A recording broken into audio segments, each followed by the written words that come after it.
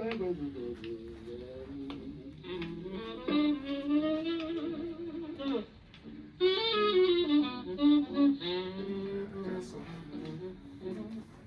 man is drunk. Wait, am I drunk? I'm nobody. Yes, you do have a problem. God's got this. No, I got this. You're stupid.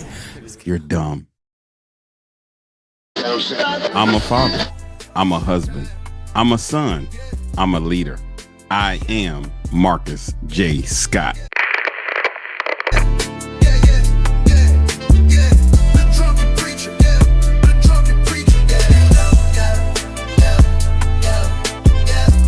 I'm Marcus J. Scott, author of The Drunken Preacher, here to encourage critical thinking, social awareness, advocate growth, resilience, provide hope, and help you find faith.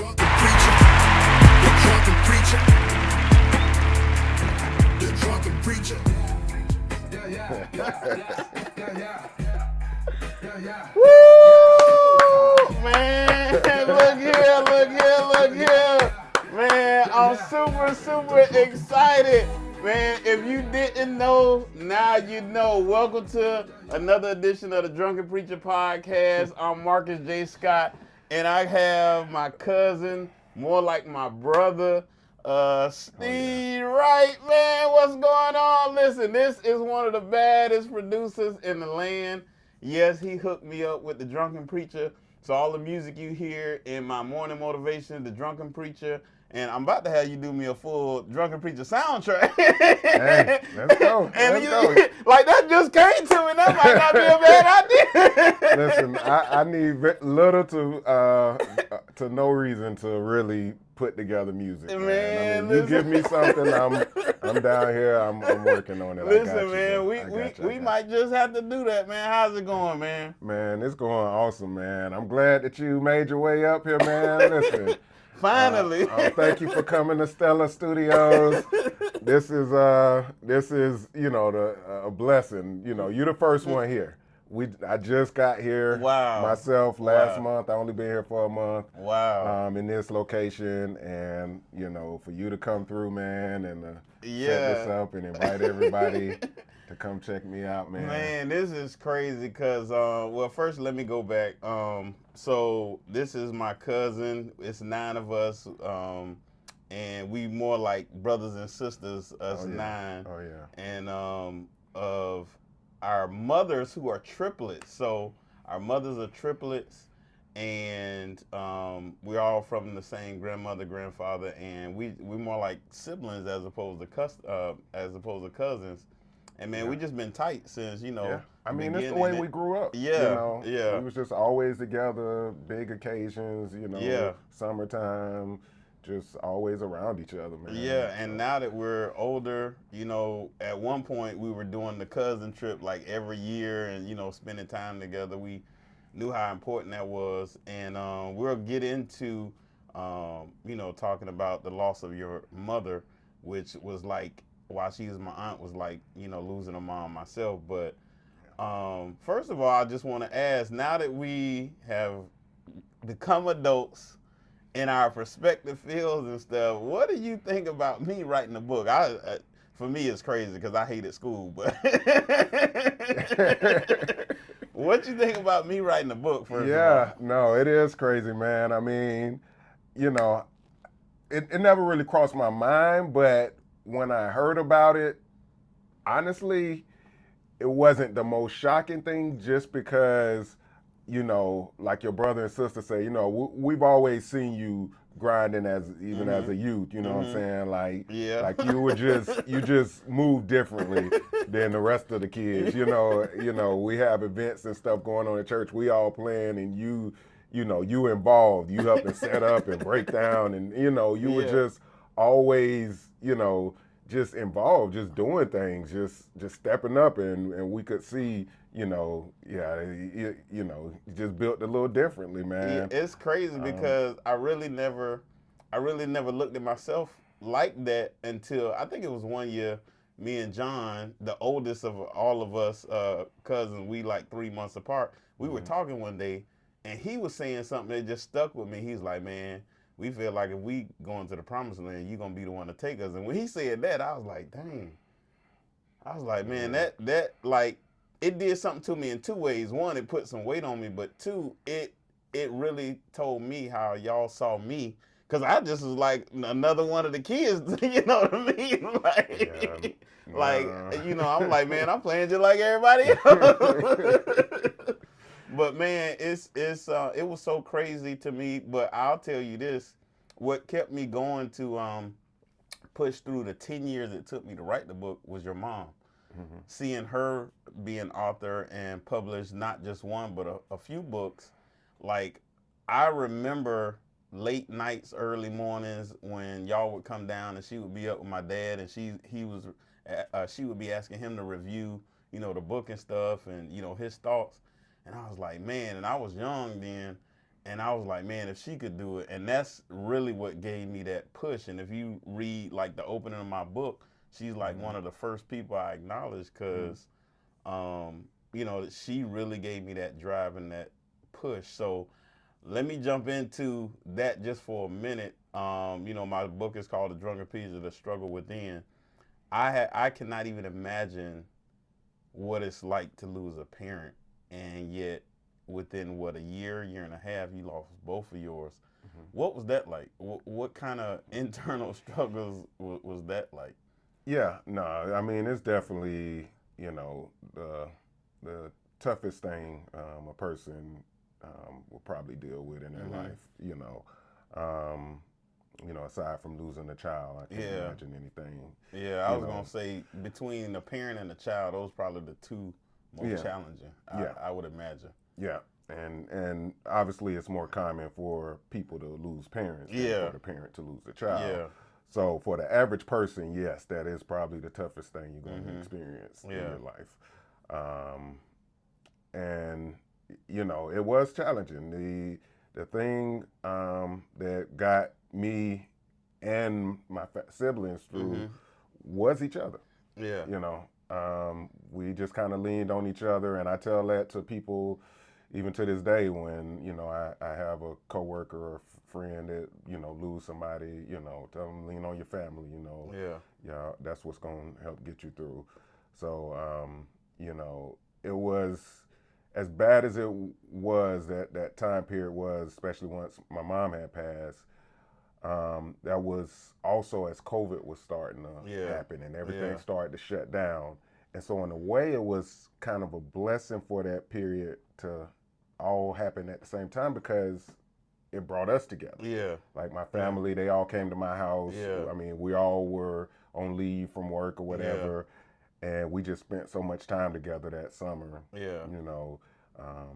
Cooking, eating, hanging out with each other, playing games.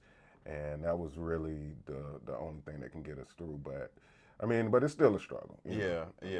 I'm sure. So I tell people often when I'm out speaking and stuff, because one thing I did in my struggle was lean on my family, but then I go talk to people, they like, well, I don't have a family like you. I don't got the mama, dad, sister, and brother. And I always tell people, well, family just isn't blood.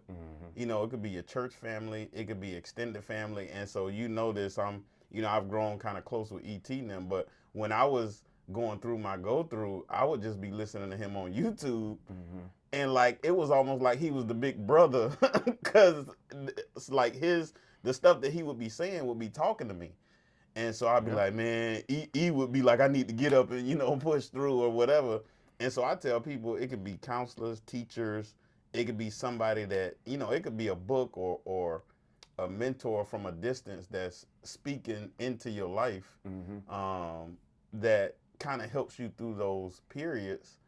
What do you say to something like that? Because you had your actual siblings. Yeah. No, I definitely did. But yeah, like you're saying, it doesn't necessarily have to be blood. I mean, anyone who loved that person that passed away, you know what I'm saying? You can connect with them, whether it's their friends or coworkers or whatever, there's a bond there now, So you saying sharing whatever the loss of the situation is, that commonality can help to bond people together. It can help, yeah. And I mean, there's probably so much you can talk about. Yeah. I mean, even to this day, like going back to our granddad, John Lester, I mean, I still run into people and hear stories about Oh him. yeah. And I, he passed away before I was even born. Yeah. Yeah. But to just hear stories, hear people share stories, like it's so uplifting Yeah. when you talk about the life that a person lived. Yeah. And so those moments you share with people really, helps build your spirit back up. Yeah. So with that said, we talking about your mom, and then you just mentioned our granddad John and Laster, and so it's crazy how that connection that I hold dear with family so much that I named my company John Larry, which is my grandfather's name and my uncle Larry, and just merged the two together. Yeah. And it's like I feel whatever they passed down in me that strong, because to me he was a game changer. When I think about him finding Greater Jacksonville and them sitting on 10 acres of land, like that, and then the way he got it, it's like that kind of stuff is unheard of. Yeah, man. And that's not the only church he founded. Yeah, so that's the only one we talk about. Yeah. Yeah. And for the longest, that's the only one I knew about. Yeah, yeah. But it wasn't until I became an adult till, like I said, other people would come to me, oh, that's your granddad, he founded my church. And I'm like, no, I didn't. Like, up along the northeast Florida, North Florida coast. Yeah. And South Georgia, he founded several churches. Yeah, that's crazy to me. Yeah. So it's just good hearing stuff like that. And that's, whenever you have an opportunity to carry on a legacy, whether it's just through the name or whatever, it's meaningful, and that's something, even with you, like you say, include my mom name in your book. Yeah. I mean, that's something that lasts forever. Yeah. And that's something that me and my family look to continue, with any projects we do or whatever, is just continuing remembering my mom's name, my dad's name, and the life they lived. And hopefully, we're making them proud. Yeah, absolutely. So let me ask you this: how does that?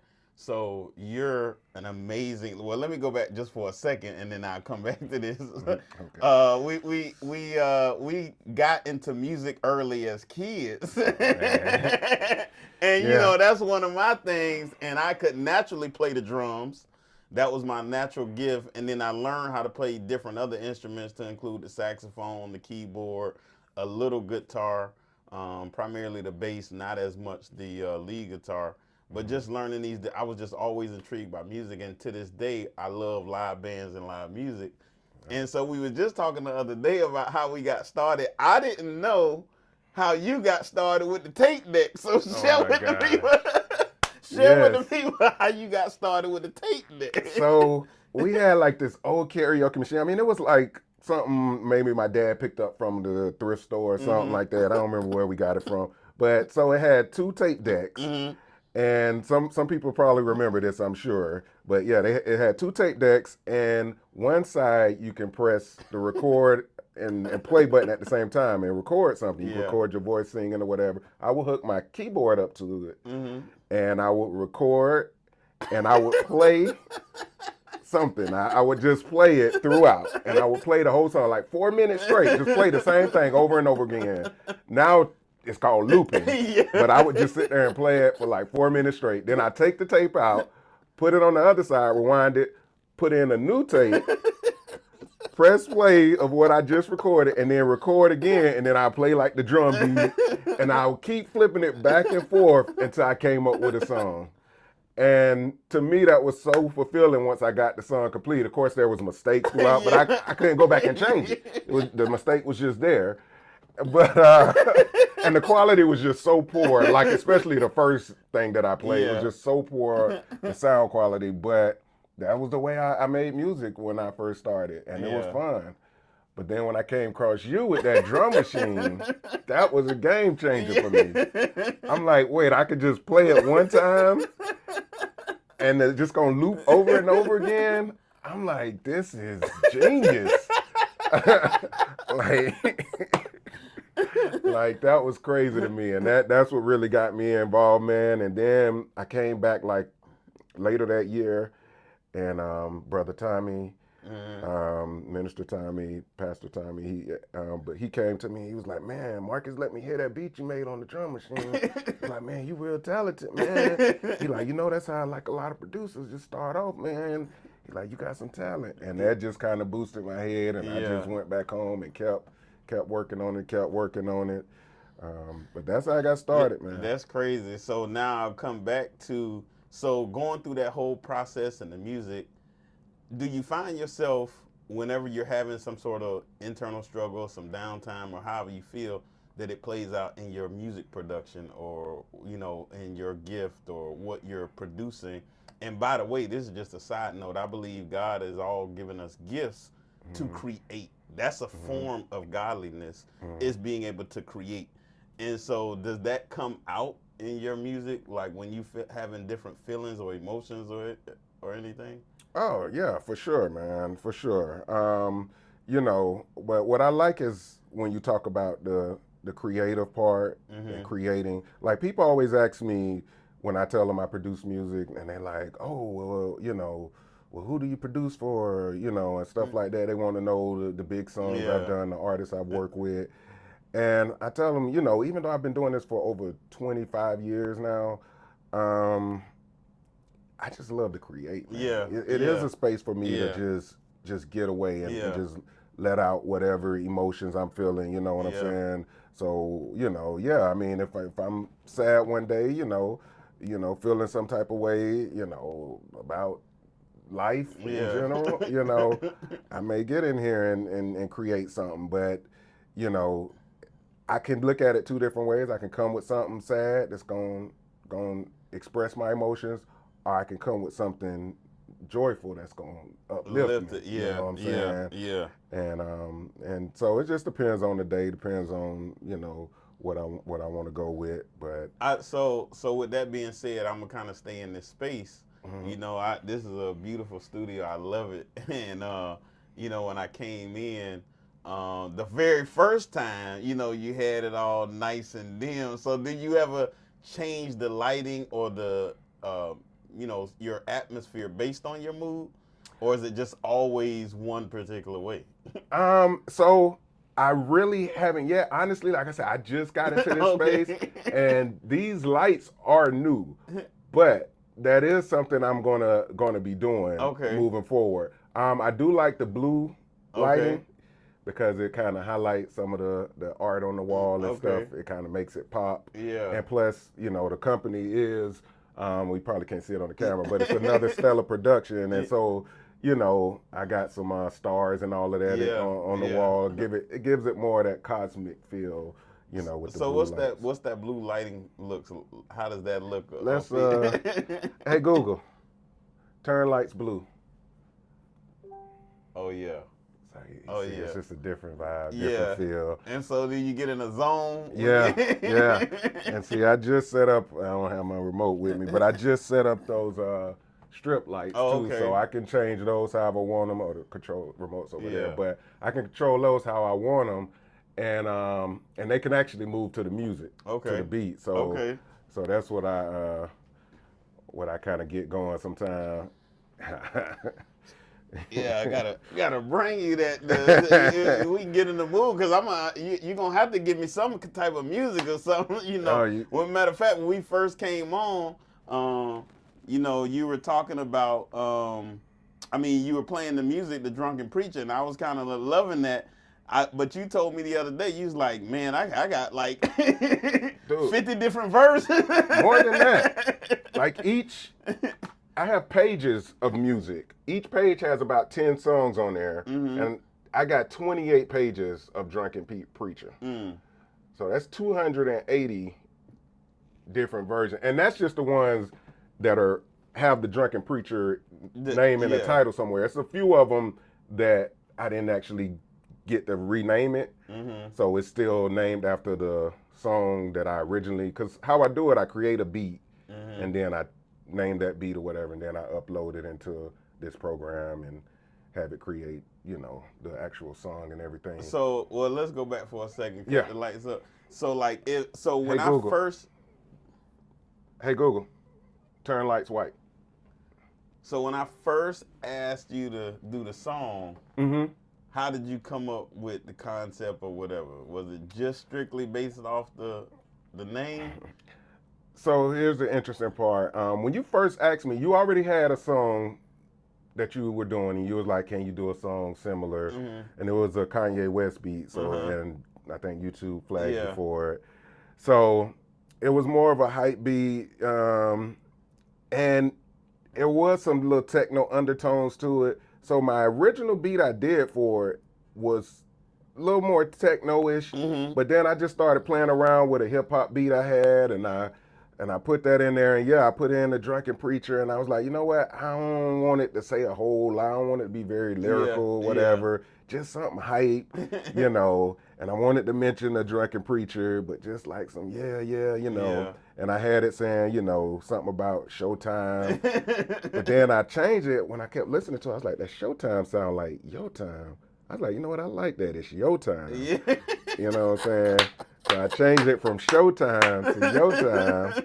And it just was hype that, you know.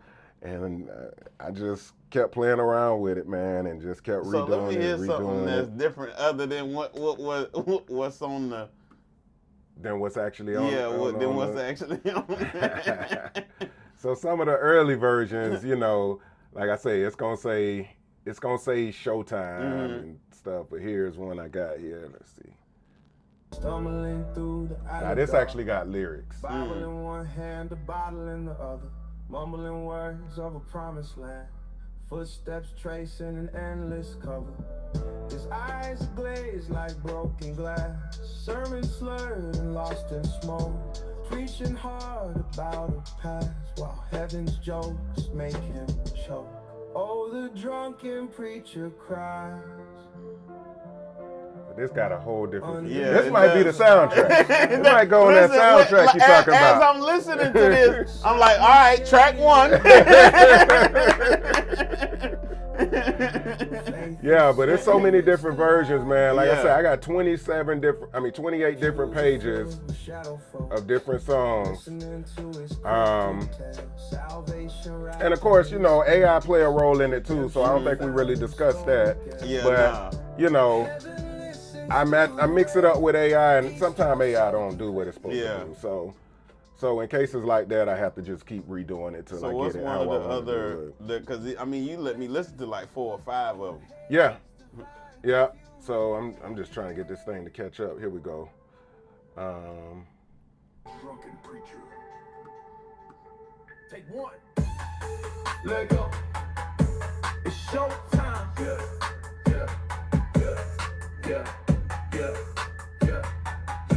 It's showtime.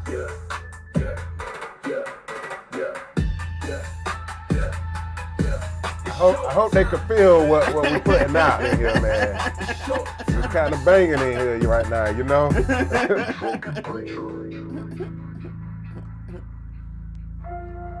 Yeah, man. Give me another one. I got you.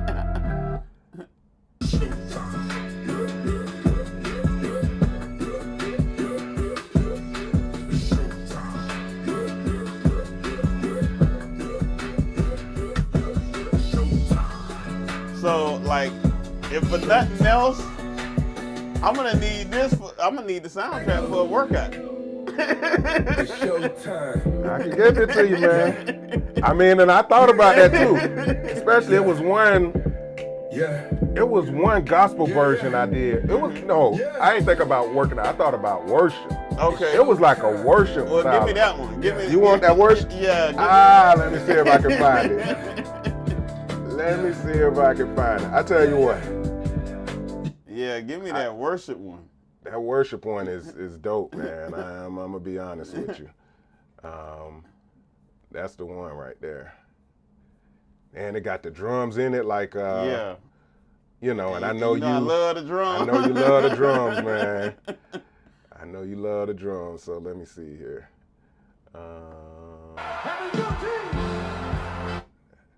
That's my Juneteenth one. Here we go.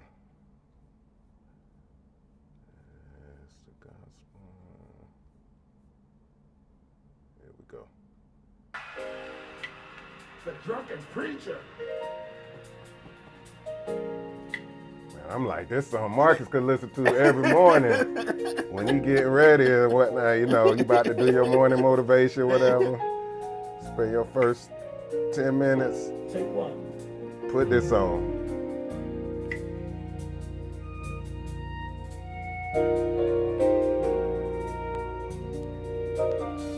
Yeah, that's me. That's me on the hi-hat. Yes, sir.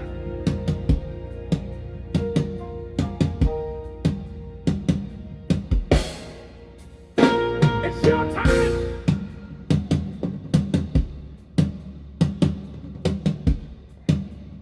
Can they feel this, man? Can they feel it?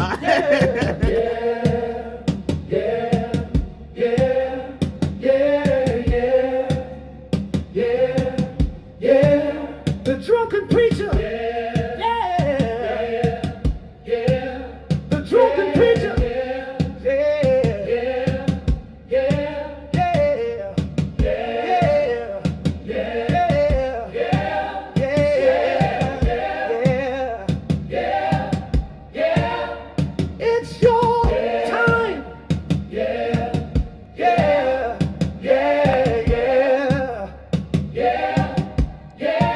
It's your time. It's your time. It's your time. It's your time. It's your time. It's your time. It's your time. It's your time. It's your time.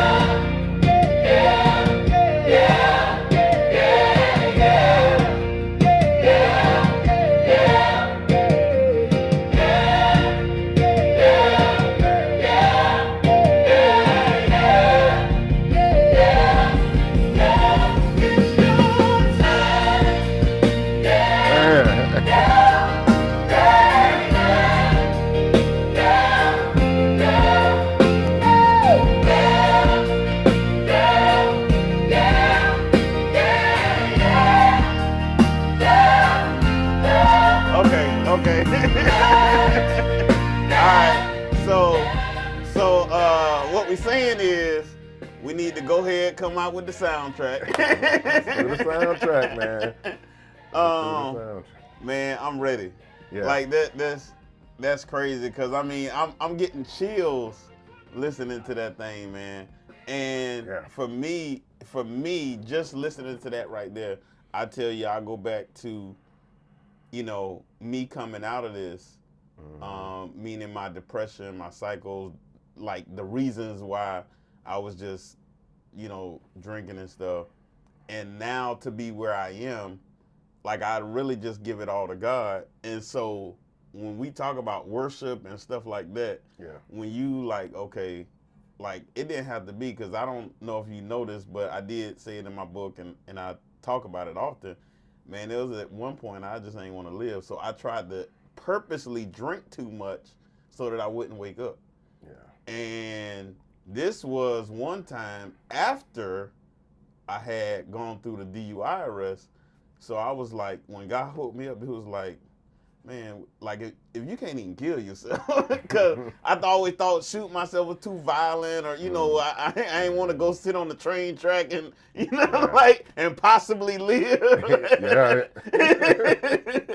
So I was like, man, if I just drink too much, you know, just kill like a half gallon or even more of just straight liquor, maybe I won't, you know, wake up alcohol poisoning. I just won't wake up and I'll be good. And when I woke up, after those type of thoughts, I was like, God, you must have something for me. Yeah. Yeah. And so when I hear worship like that, or even yesterday when you know, we were at service, man, I was crying. It's not for those reasons. I was like, God, you let me live through some stuff even when I didn't want to live no more. Mm-hmm. And so I'm just saying that sort of pain and internal feeling and struggle, like when you come out, like if you're really thankful about it, man, I me personally, especially since the way we were raised, I just put that in there too. Like I don't know what else to do but thank God, have a heart of gratitude, worship, and that's why I end always Yeah. My thing would have a heart of gratitude Yeah. and the strength to keep moving forward, because, man, if you could just have gratitude and the strength to keep pushing forward, I believe everybody has some greatness in them. Yeah. And so my greatness is the story I'm living. When I listen to that, I hear your greatness. Man, listen, when I heard that, I was in awe. And every time I listen to it, I feel like I'm hearing it for the first time over and over again, and I get chills as well. My hair is standing right here, man. Yeah. I mean, I'll ride down, I'll be heading to work, and I'll go find this, and I'll put it on, and man, it just does something to me, man. That is crazy. I'm like, man, we got to do something with this. Man. Yeah, you know, definitely. This is meant for the people as well. Yeah, you know, so. yeah. And I mean, when I began to think about the gifts and stuff we have in there for us, the Bible talks about your gift will make room for you. Mm-hmm. And so if we truly hone in on our gift and create and then give it to people, I believe like money will come. And we'll get into this too, because we was talking about it yesterday. So many people chase stuff for the wrong reason, with money being the primary thing. Yeah. And so when you chasing money just so you can buy stuff, a lot of times that's where people fail at. Yeah. As opposed to looking at what gifts they've been given, educating themselves, and then giving back. To me, and we talked about this even with you talking about the financial thing, I see you trying to help different people, and I just believe that it's going to come back to you in good measure, pressed down, shaken together, and running over, like the Bible say, because you're using your gift in a creative way and then informationally trying to give back to people. Yeah. Do you ever think about it like that? I mean, you know what? I mean, that's definitely a good way to put it. I mean, my thought when I started talking to you about me doing a financial, YouTube channel or whatever, dealing with investments and stocks, it was, for me, it was just the eye-opening that I received when I started to learn about it. And I'm like, and I told you yesterday, I just look at money differently now. I look at it like, and they even, I follow Wall Street Trapper. Yeah. He talk about, a lot of people know how to use money, but not everybody know how money is used. Yeah. And there is a difference there. And, I like you talking about O'Leary on Shark Tank. His quote. Yeah. He said, I love to send my little ones out at workers. I love to send my $1 bills, my bills out, and bring me back more workers. And it's so funny to hear it, because that's how it looks to me now. When I'm checking my stocks and I'm seeing that without doing a thing, I'm just sitting back. I'm waking up in the morning and I check the market and I see, how much money I done made, or my money has made. Yeah. I'm like, bro, this is crazy. Like, that's when it really is called your money working for you. Exactly. And you not working for money. Exactly. I'm like, I'm off work today. I'm in my bed, catching up on some Netflix shows or something, and I just made this amount of money. Like, it's crazy. Well, why do you think, I'll get into our culture, why do you think that so many of us struggle with that? Because you talking about it, I've talked to many people about it, whether they be young or old. Why do you think people struggle internally with, especially primarily our culture, with the idea of that consumer mindset, not understanding the principle behind investing or your money working for you, that all I got to do or all I need to do is work for money? What's that? Why do we have that? Well, I mean, it dates back to, to centuries ago. I mean, it's historical. Yeah. You can trace it back to slavery, and, just the way that we were taught. I mean, we go back to our parents and their parents and their parents and all. They weren't taught investments and stuff like that. So we don't see it. We never see it. I even, listening to Dr. Boyce Watkins' book, he talked about, some of the kids in other cultures, their parents don't even necessarily have to talk about it. They just live it. They do it. They see it. They know that their parents invest, and it's just a part of the lifestyle. So when they get older, that's just what they do. That's what they know. That's, and then as they learn about it, it even takes it to a different level. But for us, we don't even see it. But what's crazy to me though is like our grandparents though. Mm-hmm. They own businesses. They did. It's like when I think about stories like Black Wall Street and people like, okay, so yeah, we did have slavery, but they gave us land, and then we turned the land into, whether it was farming, we turned that into grocery stores and little small stores, whatever it was. We even did the barter system within our own community at one point. No, we did. So, I mean, I don't want to go down the whole conspiracy rabbit hole and all of that, but just know, I believe, everything is purpose by design. Yeah. We are where we are because, of a system that's been set up to put us where we are. Yeah, because I mean, even when I think about those businesses and things that we own, a lot of how it started us getting out, they started offering us money for them, and because whether it was the kids or we thought about it as didn't want our kids to have to work, whatever the thought process was behind it, we took the money. We saw the dollar signs of an immediate, okay, yeah, I'll give you, $100,000 for this business, not realizing over time the business is probably worth millions. Yeah, exactly. So, Our property. Yeah. I mean, all the acres of land we used to own in the South, that we gave up, or was tricked into. It's and it's crazy because when you think about it that way, it still sometimes happens to this day where they throw a number at you, and because you've never heard $200,000 at one time before, you're like, oh, yeah. Yeah. But not thinking, but houses cost like $500,000. Exactly. Yeah, and I mentioned the South. Let me correct, because it's more than the South. Because even right here in Detroit, there's a huge Black history, that I didn't even know about prior to moving here. But since being here, I've learned so much about the history, and just how rich the city was with Black excellence at a certain point in time. I mean, speaking of, let's tie those two together. I mean, Motown, right? Yeah. I mean, that was right here. Man. Thinking about music and how they expressed, their creativeness. And how we really, like, I believe myself, and it's probably my personal belief, that people like that did Motown and stuff, like, change just the musical vibe and industry. And because I mean, they were paying us and calling us to come do stuff for the other sides and stuff because we had the true musical creativity. Yeah. No, I mean, Motown definitely, as a record label, changed the trajectory of music, forever.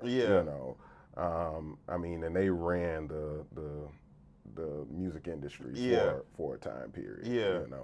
I mean, all the top artists you can think of on one label, like that's just crazy to even think about, But I mean, there was just so much other talent here that it wasn't even signed with Motown. I mean, I hear people tell stories. I talk to a lot of older people that live here, and they just tell stories of people on the corners up the street from Motown Records just singing. You'll just find random groups just singing and, trying to get a record deal and stuff like that. But that was just had to be a time, to see and to live in this city. As a Black person, you know what I'm saying? So, but I don't know. When I moved up here, I felt a connection though, man, like a spiritual connection. Like I've been here before, so like it was just something about the vibe of the city. With the way things are, your creativity, and the fact that we about to drop this album. Speaking of, you created an album back in the day. Do you miss that at all? Do I miss it? So what he talking about? It's about 20 years ago, I turned up the radio project. And it's on CD. Do It's on CD, I know, right? Like I can't even play it in here. I don't have nothing to play it on. But you know what? I mean, it's some things about it. Some aspects of it I certainly do miss. Yeah, for sure. You ever think you'll do it again? Not perform. No, not perform. But you know, yeah, I mean, obviously I still produce. Yeah. I mean, I did produce. I produced this. I wrote it. And it was really a project. I mean, this thing took. Anybody remember back then? This thing took years to put together. Yeah. And it was fun, man. The traveling and the tour and all of that, and opening for all these big celebrities and stuff. That was fun, man. And once the fan base started to build up, you know, people recognizing you in the streets or at Starbucks and stuff. You know, hey man, you the rapper, man. You know, that it's a joy about that. You know, I remember one girl like froze up. Oh my gosh, oh my god. You know, that was fun, man. But that, you know, it's just something to think about or to relive in my head. But it's the time pass. Well, man, I appreciate you being on the show. We definitely got to do it again. Man, I appreciate it. I honestly, I need to come up here a little bit more. I actually had some of the people that I met with on yesterday. They was like, man, you got to come back up here more. So I don't know. I might be visiting a little more, but we definitely got to work on this. The soundtrack project. Yeah, let's do it, man. Listen. And so, I feel it, man. And it just happened like right here, like doing the podcast show, man. Like I didn't think about this before, man, but man, I tell you, it's been amazing hanging out with you. And of course, always love, family love. But man, I think I see mutual inspiration, like, you know, where I'm inspiring you and then you turn around and inspire me. And that's what it's really all about. I think if we did more of that in our culture, in our communities, we were talking about that yesterday too. If we just build communities of people that have gifts in different areas, and then we go to those people for those different gifts that they have, you lean on the people that's in your circle for the strengths, man, we could build each other up. I'm not sure why we don't do more of that. Yeah, no, it definitely takes longer to get where you want to go by yourself. But yeah, You know? yeah. I mean, if you think of something as simple as a road trip, right? Yeah.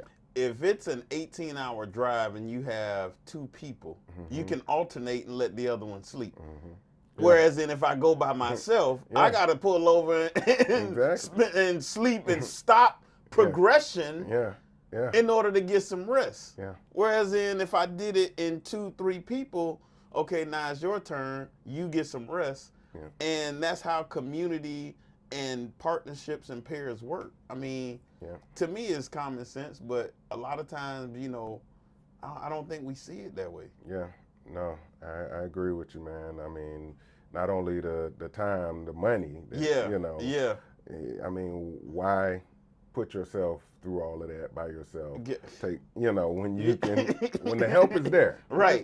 So I mean, even if I think about money, if something costs $100, instead of me trying to put my whole $100, if I put 50 and you put 50, I mean, eventually we make a lot more over time. Exactly. With half of the effort. Exactly. Exactly. Wow. Teamwork, man. Yeah, man. Teamwork, man. Well, I really appreciate you being on the show, man. Anything else you want to say before we get out of here? I always allow people to say anything that they feeling before we leave. Man, listen, man. I'm just excited. I'm excited to see where you're going, man. You shared some stuff with me yesterday, and I could see it in my head. I know you got this trip coming up tomorrow? Tomorrow.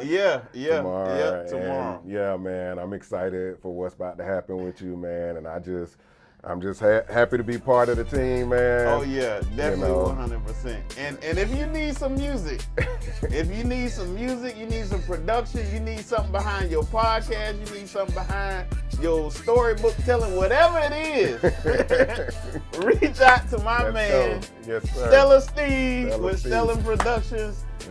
Man, I'm glad I was able to come on and have you on, man. Really appreciate you, man. Love you. Thanks for letting me be the first cousin on. Oh, man. Gotcha. Oh, I'm gonna have to hear it now. Well, you know how we end the show, man. Thank you for joining us. Remember to subscribe, share, and like Marcus J. Scott 4040. Marcus J. Scott 4040. And remember, always have a heart of gratitude and the strength to keep moving forward. God bless you. It's your time. Yeah.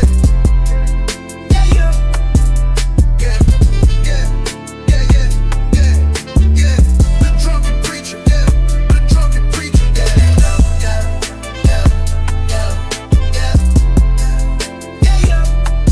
It's your time. It's your time. The drunken preacher. The drunken preacher. The drunken preacher. The drunken preacher. The drunken preacher.